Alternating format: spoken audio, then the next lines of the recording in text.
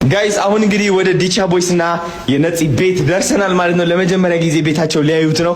እስኪ